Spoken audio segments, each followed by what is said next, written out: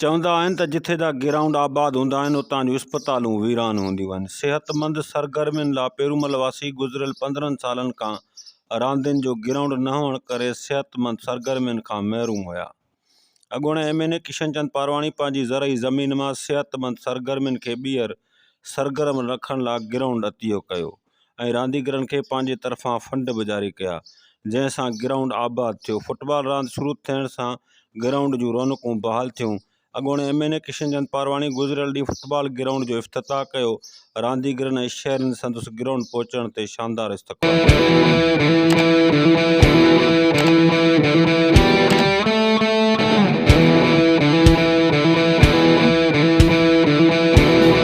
आवाज़ TV news सां ॻाल्हाईंदे अलमास फुटबॉल क्लब पेरूमल ऐं खान फुटबॉल क्लब सांगहड़ जे रांदीगरनि ग्राउंड अतियो करण ते किशनचंद पारवाणी जो शुक्रियो अदा कयो ऐं चयो त सेहतमंद सरगर्मियूं शुरू थियण सां नौजवान नस्ल समाजी बुराइनि खां बची सघे थो। पेरूमल जी टीम 15 साल अॻु मुल्की लेवल जा टूर्नामेंट बि कराया ऐं ऑल पाकिस्तान टूर्नामेंट में हिस्सो पिणु वठंदी रही आहे। ये बहुत हमें खुशी की बात है कि पेरूमल में आज फिर ग्राउंड आबाद हुआ। पेरूमल की फुटबॉल थी, उसमें एक बहुत बड़ा गैप आया और दोबारा माशाल्लाह परवानी साहब ने एक की कोशिश से इनको एक अच्छा सा ग्राउंड मिला है और दोबारा यहाँ पे फुटबॉल की सरगर्मियाँ बहाल हुई हैं। ये बड़ी खुशाइंद बात है। शुक्रगुजार आहियां सेठ किशनचंद पारवाणी जो, जंहिं इन इहा सोच रखी त जिते ग्राउंड आबाद हूंदा आहिनि उते इस्पतालूं गैर आबाद हूंदियूं आहिनि। फुटबॉल पेरूमल में असां शुरूआत कई, तक़रीबन उनखे 22 साल थी विया आहिनि। उन खां पोइ असांखां ग्राउंड जेको खसियो वियो, उन खां पोइ असां सेठ किशनचंद पारवाणी साहब वटि वियासीं, अर्ज़ु कयोसीं। हुन पंहिंजे ज़रे ज़मीन मां असांखे महिरबानी संदसि जेका असांखे फुटबॉल लाइ ग्राउंड अदा कयो। सर असांजी टीम अलमास क्लब पेरूमल ऐं असां जेको आहे ऑल पाकिस्तान बि खेॾिया आहियूं, कोयटा खेॾी आया आहियूं। हुन खां अलावा जेको सिंध तक़रीबन पूरी सिंध में खेॾिया आहियूं। पेरूमल शहर जे हिसाब सां तमामु हिकिड़ो 20 सालनि खां पोइ हिकिड़ी सुजागी आई आहे।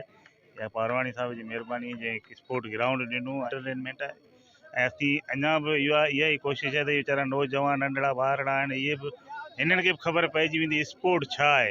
हींअर शाम जो अचनि था, हिते इंजॉय कनि था। हिकिड़ी अॻूणे MNA किशनचंद पारवाणी इफ़्तिताही तक़रीब दौरान आवाज़ TV न्यूज़ सां ॻाल्हाईंदे चयो त क्रिकेट रांदि समेत ॿियनि रांदियुनि लाइ ग्राउंड ऐं जंहिं बि मदद जी रांदीगरनि खे ज़रूरत हूंदी उन्हनि खे मुहैया करे ॾींदुसि त जीअं नौजवान नस्ल समाजी बुराइनि खां बची सघे। माण्हू एंटरटेनमेंट कनि था, सिहत जे लाइ सुठो आहे, ज़हन बि इनमें खुले थो इंसान जो। स्पोर्ट्स में अचनि था, एजुकेशन में अचनि था, स्पोर्ट्स में अचनि था। हिकिड़ी वॾी एक्टिविटी आहे इंसान जे लाइ।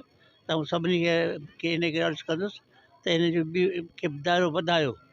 जेके बि स्पोर्ट्स वारा हिते जे आहिनि, जंहिं बि स्पोर्ट्स में लाइ हिनखे खपे ग्राउंड खपे, हर का ॻाल्हि खे ॾींदुसि। फाइनेंशियल बि ॾींदुसि, एजुकेशन जे लाइ, बेटे जे लाइ, ॿारनि खे तइलीम, सिहत, हर कंहिं ॻाल्हि लाइ।